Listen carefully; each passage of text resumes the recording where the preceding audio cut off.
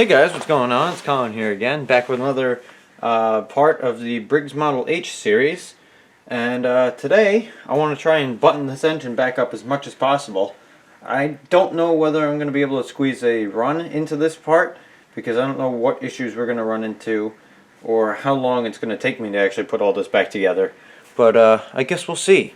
So, yeah, let's dive right into it. We got some valves to put in, and we got a carburetor to reassemble, we got a head to put back on, and a lever start to put back together. So, yeah, otherwise there's not much else to it, so let's get into it.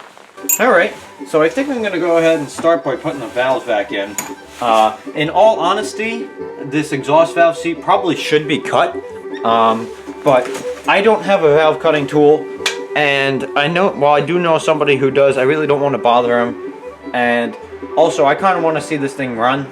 I want to kind of crank through a couple engines on my February break here, so I don't want to have this one sitting in pieces for even longer. I kind of want to get it back together and done with so I can move on to the next one. Don't get me wrong, I'm having a blast doing this, but I'm trying to crank through a couple over break because there's a bunch I want to get to. So I think I'm just going to run it because I keep mentioning this, but this thing ran already in the state it was in. So I've only made it better. I would argue a hell of a lot better. I mean, just look at the surface on these valves now. It's a hell of a lot cleaner than it was before. And you could say the same thing for the seats too. So I'm just going to go ahead and put it back in. And even if the thing ends up running like crap, it's really not that big of a deal to me to pull this cover off and take the exhaust valve out and pull the head and take it out and whatnot. So I'm just going to run it the way it is what I'm trying to say here in a very long-winded way. But you can see that one says EX on the top. So that's our exhaust valve. I went ahead and I wiped off the surfaces and whatnot here, so this should be good to go. The intake here. The springs are identical, which is nice. Go ahead and put these in the valve compressor here. There's a trick when you're dealing with these keepers to get them back in. You put a little grease on the inside and that will stick it to the valve, so it makes it a little easier to get out. So I'm going to go ahead and try and scoop some grease up into these. You don't need very much, just enough to kind of hold it in. Alright, got the grease in the keepers, got the spring compressed. Gonna grab one of my magnetic screwdrivers here, and what I'm gonna try and do here, I don't know how well you guys are gonna be able to see this, I'll try, but it can be kind of annoying to film this stuff sometimes. I want to try and get, I'm gonna make sure this tappet is down. Alright, good, that's better. Get that in there. Line that up and get the valve through. Now it's just a trick of getting these little keepers in there, which can be quite a pain in the butt. I kind of stick them to my magnetic screwdriver, try and get them up and in there, but it usually takes quite a bit of fiddling around to get up in there. Where they should go. Make sure that's up and out of the way all the way. Make sure the valve is down. And there we go, the first one's in. That wasn't too bad. Trying to get that to stay there. Trick is going to be doing the second one here. Try and get these in a position on the screwdriver that makes it easiest. I try and hold them kind of like that. I don't know if you guys can really see that. There you go. Maybe. Stupid camera doesn't want to focus. Oh well. Then I can kind of push it up, get it kind of into position. I can push it up with my fingers. Usually. Unless the screwdriver starts sticking to everything like it just was. I much prefer the little pins. Briggs used two different methods to holding valves in. One was keepers like this. The other was just a little pin that would go through there. And you pop the thing out of the way and you pull the pin out and that was it. Oh, almost. Stay. There we go. I think we're good. Then we can just let this spring out. I think we should be good. There we go.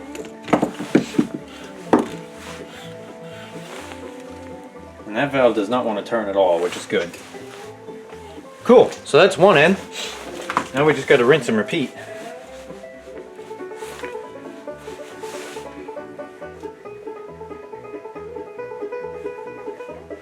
Phone just keeps going off, folks. For those of you who don't know, I do small engine repair also as a business. Like modern stuff. And we are supposed to get a snowstorm here soon.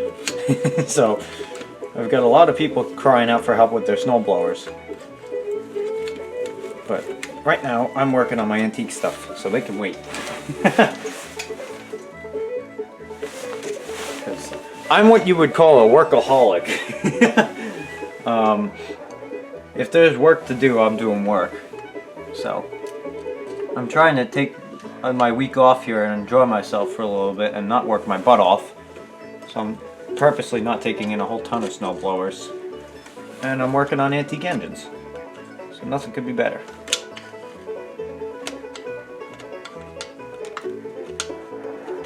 Get in there, you.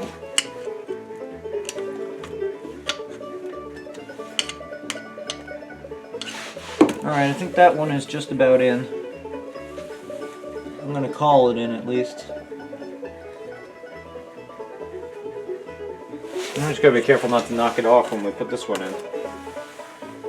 I did that on my Briggs Model B. I screwed around with it for like 20 minutes. I finally got it in and I knocked the other one off. I was not very happy, as you could probably imagine. Come on, get in there, you.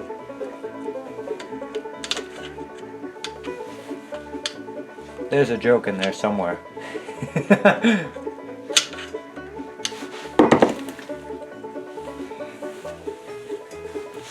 I think we're good.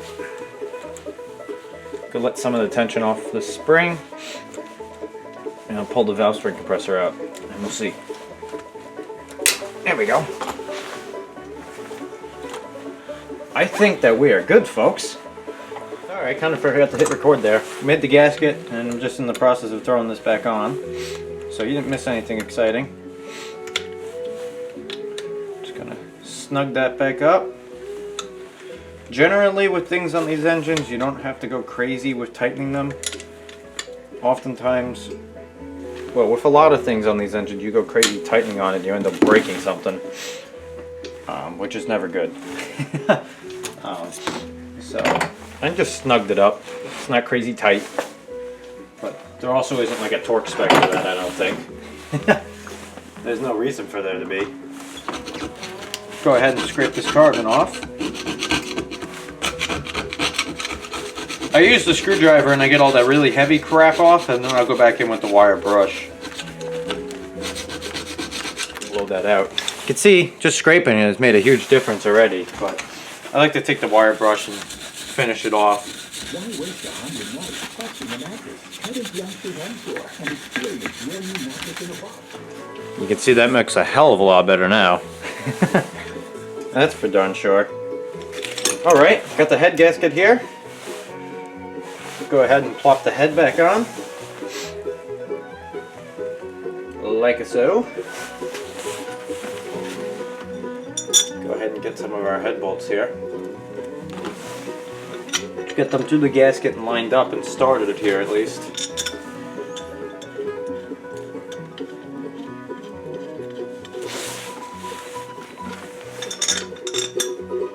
Oh, some of these are different lengths. Oh crap. That is something you have to watch out for. I think that those would be the ones that go through the gas tank, if I had to guess. Don't need that throttle thing anymore. Yeah. That's what I'm going with. Man, one of you guys should have reminded me this thing's full of some old nasty gas. Ooh. That stinks. Alright. I'm going to take the gas tank off the bracket here, and I'm going to deal with that later, but I need to put the bracket on when I put the head on. So let's go ahead and take these rings off of here and get the tank off. Yeah, there is some nasty gas in here, I can tell you that much. I can tell you that much by the smell.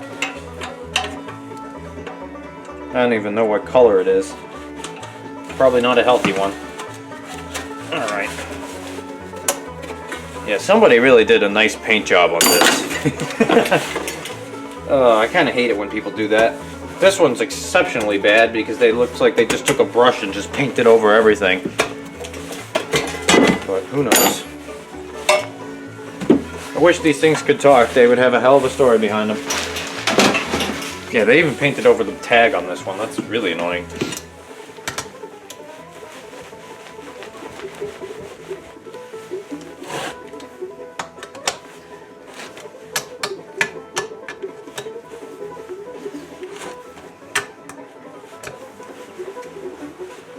I usually just set all these small engines to 20 foot-pounds. I think that's pretty standard. What? You never go straight to 20 though. I usually go halfway on all of them first. Go to 10. And then work my way up to 20. And you always want to go in a cross pattern too. You can see how I'm going on opposite bolts. So I started here, went there, then I'm doing these two, and then these two in a diagonal pattern. Alright guys, so I spent the last good, like, 40 minutes trying to make a gasket for this carburetor. And I had no luck. It's just so freaking thin. Every time I go to make one, it ends up splitting. And I finally just got fed up with it, and I just slapped that in there. It turns out it's actually a decently tight machine fit. So I'm just going to leave that. And then, on top of that, I forgot to hit record on the camera when I was going here. So, sorry, but all I did was install the carburetor and this little throttle thing here. I just set it to hold it at an idle, because I don't really plan on doing much with this thing. And I think just having it put along at shows at an idle will be just fine. So, with that being said, I want to go ahead and throw the little choke elbow back on. If I can find it. There it is. I want to go ahead and put this little thing back on here. Maybe. And we can get the front shroud back on and stuff. And I'll have to build a little base for this, but then maybe we can even get a start tonight. That'd be pretty cool. No guarantee that's going to be within this part of the video, because I don't know how long this is going to be. But there we go.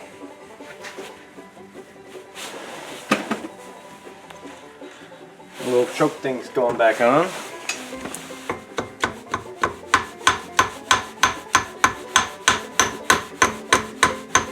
I want to spin that out like that a little bit.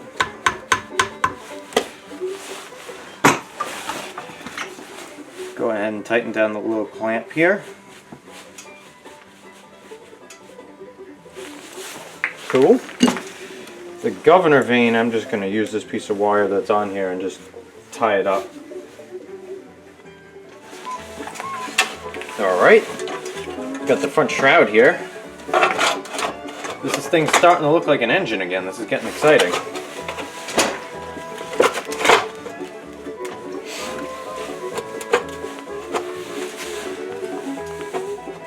Oh, you know what? I forgot. Forgot to put this little piece back in here.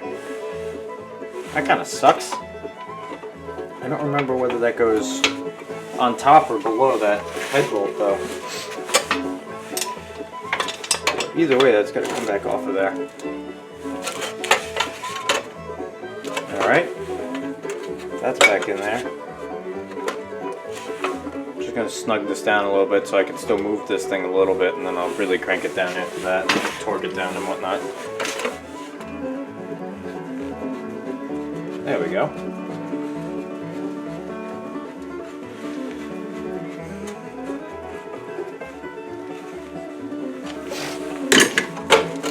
Alright. Get that in a position where this is kind of squared up on here.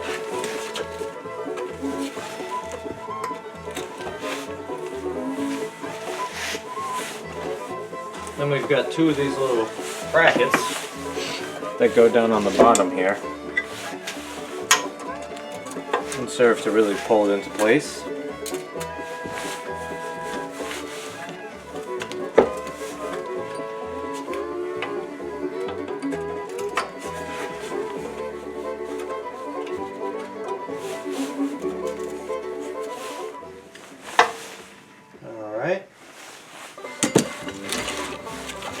That's one.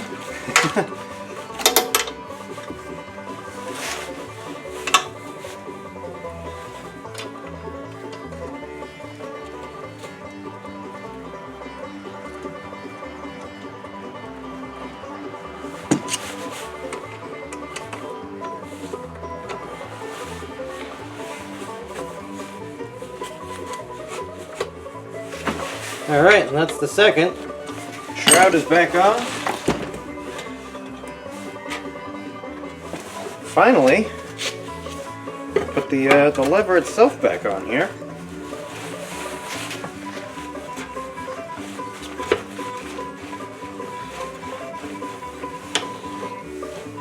Oh, those washers need to go on there first.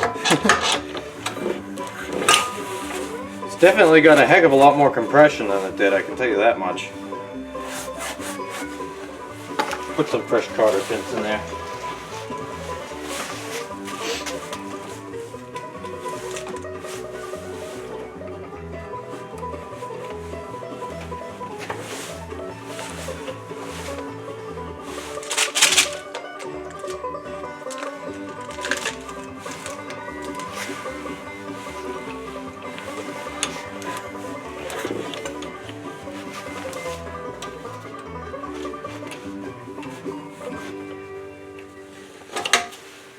Go.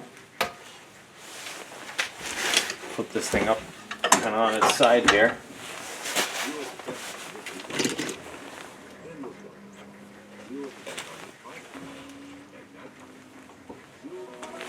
There we go. I'm going to try and get a little oil down in there actually.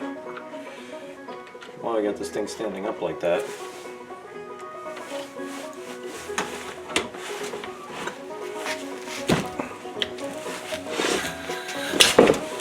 Yeah, that's definitely got some compression now.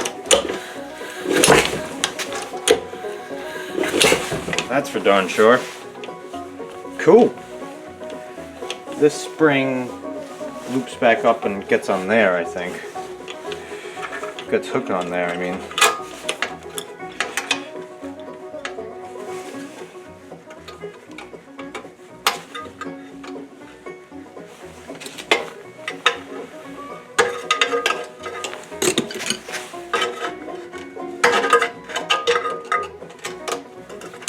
There we go.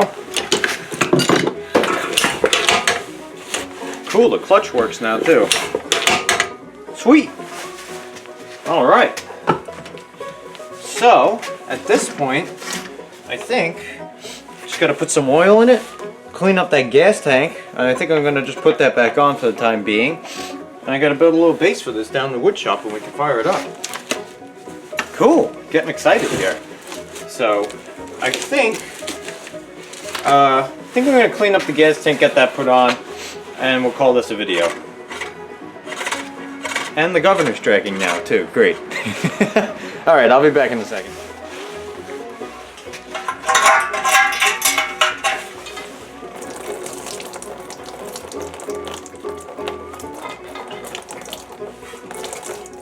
It's funny, it doesn't look that bad, but it really does smell gross.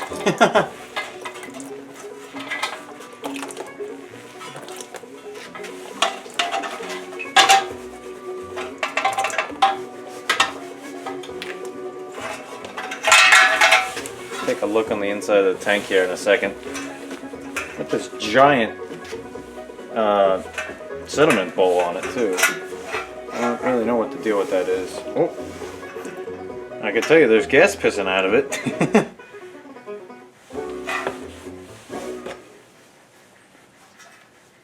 Valve's a little weird on it.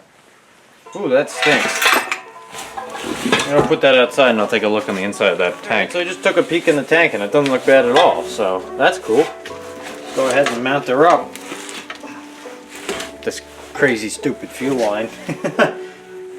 This thing runs decently. I think I will go ahead and make a new fuel line for it. And also I gotta look into see if there's any way to get this giant ass dent out of the tank. That'd be nice.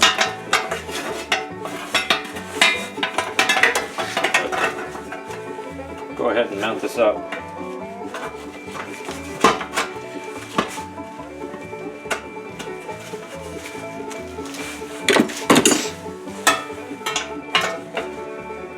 Oops, that's upside down.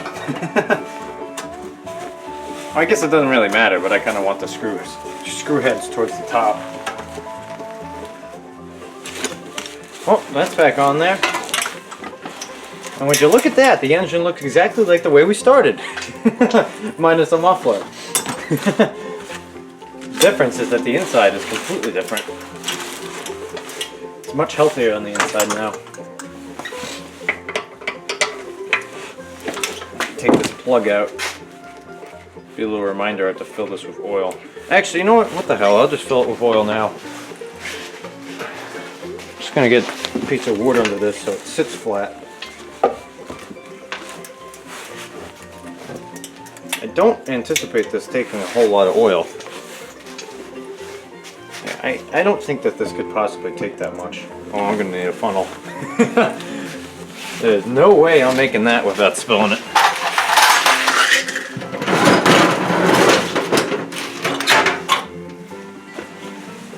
This stupid thing's in the way. I should have filled it before I put that on there.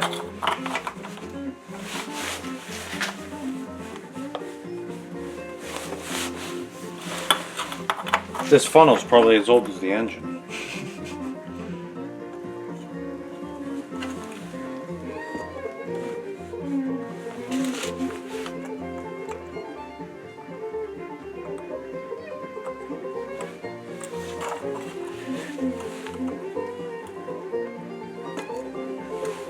These old Briggs engines, you just fill them until it comes out the fill port. There's no dipstick or anything special. Honestly, I kind of like that method. When you check it, you just pop the plug and see if there's enough in there.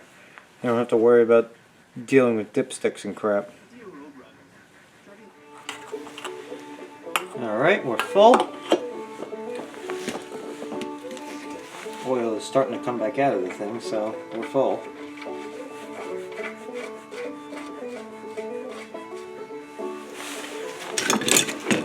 Go ahead and snug that back up. Alright guys, so I think I'm going to call this a video here. Hopefully in the next one we'll actually have this thing running. I just got to go ahead and build a little wooden pedestal for it because it doesn't sit flat, as you know. But anyways guys, thank you for watching. If you like what you see, hit the little like and subscribe buttons. I'd appreciate that. By all means, leave a comment if you have one. And I'll see you in the next one with this thing hopefully running. So see you then. Bye.